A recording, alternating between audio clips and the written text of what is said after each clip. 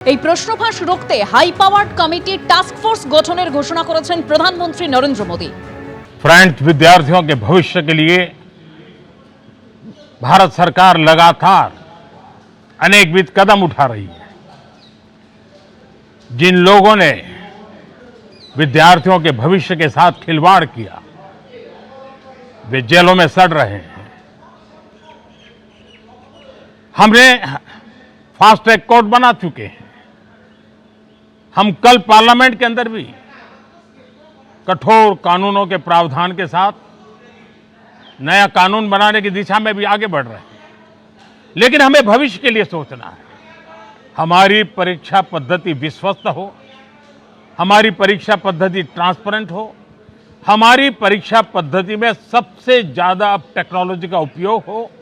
इन सारी बातों को ध्यान में रखते हुए विश्व प्रसिद्ध टेक्नोलॉजी एक्सपर्ट श्रीमान नंदन नीलेकनी जी के नेतृत्व में एक हाई पावर टास्क फोर्स बनाने का निर्णय किया है, जो एग्जामिनेशन रिफॉर्म की तरफ फोकस करेगा और जल्द से जल्द आने वाली परीक्षाओं की विश्वसनीयता को सुनिश्चित करने का काम इसके रिपोर्ट के आधार पर कर दिया जाएगा।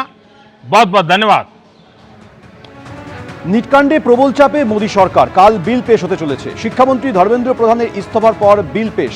প্রশ্নফাঁস রুখতে কাল লোকসভায় সংশোধনী বিল পেশ হতে চলেছে।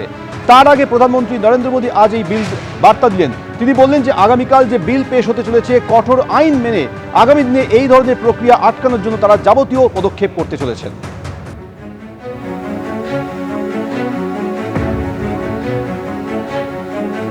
বিলে 10 বছরের সাজা এবং 10 কোটি টাকা জরিমানার সংস্থান রাখা হয়েছে।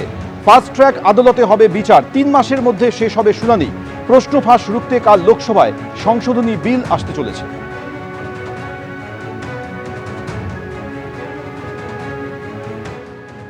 বিলটা পার্লামেন্টে আসা আরো আগে উচিত ছিল।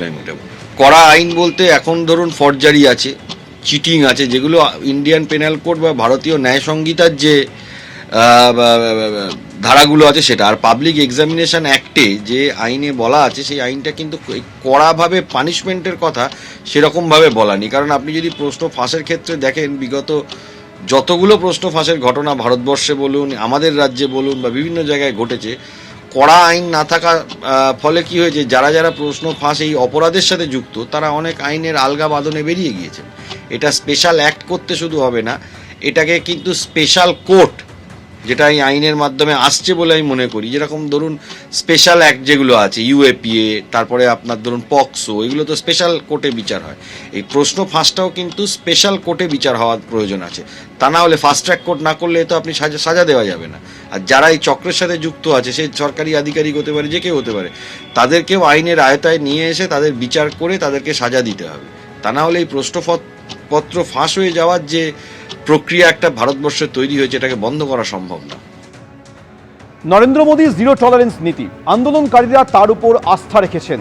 বিল এনে কার্যকর করতে ফাস্ট ট্র্যাক কোর্ট গঠন করার কথা বলেছেন, জানিয়েছেন শুভেন্দু অধিকারী। দেখুন, নরেন্দ্র মোদীজি বরাবর এসব বিষয়ে জিরো টলারেন্সের নীতি নিয়ে চলেন এবং আন্দোলনকারীরা তার প্রতি আস্থা রেখেছেন এবং তিনি ব্যবস্থা নিচ্ছেন